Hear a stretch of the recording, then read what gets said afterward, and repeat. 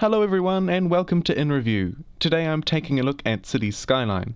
We're going to have a look at the game 3 months after its release and see how it's progressed and changed and what our thoughts are thus far.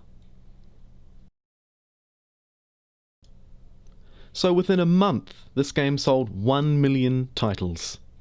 We need to sort of step back and think about that, because this is a game developed by Colossal Order, relatively well-known development company, Finland-based, but by no means a AAA title, and yet somehow 1 million sales in a month. That amazing number of sales is reflected in the current player base as well. 3 months on, Cities Skyline continues to be a success. Currently, there are over 45,000 items, mods, texture packs, whatever you want to call them, developed by the community, for the community, on the Steam Workshop. That goes to show that this game was absolutely well received and has an incredibly loyal follower base.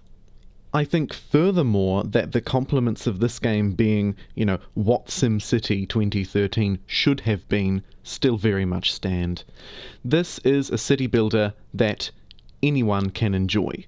There's a little bit of a learning curve to it if you're new to the genre, but ultimately it's simple and it's elegant and it feels very much like you are in control of a living and breathing city.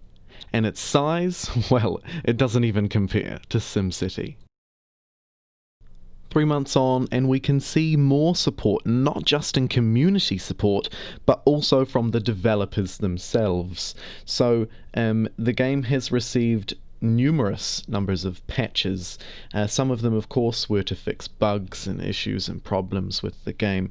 But we also saw some DLC of sorts, I suppose you could call it. It seems kind of strange nowadays to call it DLC and have it not be paid for. But in this case, it was free DLC. So there was a large patch about a month ago, and that brought some smaller features like tunnels to the game, but also, and predominantly, it brought the European expansion. This expansion added 3 new map types to the game, so there's a little bit of replayability for you. But more importantly, it changed the textures of most buildings in those maps from the sort of generic international, is what they're called now, textures, to European-based textures. So you have sort of small English-style buildings is what we might refer to them as. They don't grow quite as high as the international ones, but they really do add a European flavour to the game. So personally now, I've sunk about 50 hours into Cities Skyline. That's actually, interestingly, about the same amount of time that I had in SimCity. However, in this game, I don't feel bored yet. Something about the pure creative flex and genius that you can have in this title leads to so much more replayability. The fact that the map is so huge, and with modding you can get it really seriously huge, it means that you can just keep creating. There are no boundaries in Cities Skyline. And for half the price that SimCity released at, how could you complain? So then, 3 months later, Cities Skyline in review.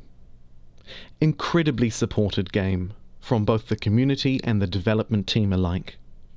It is, for all intents purposes, the SimCity everybody wanted.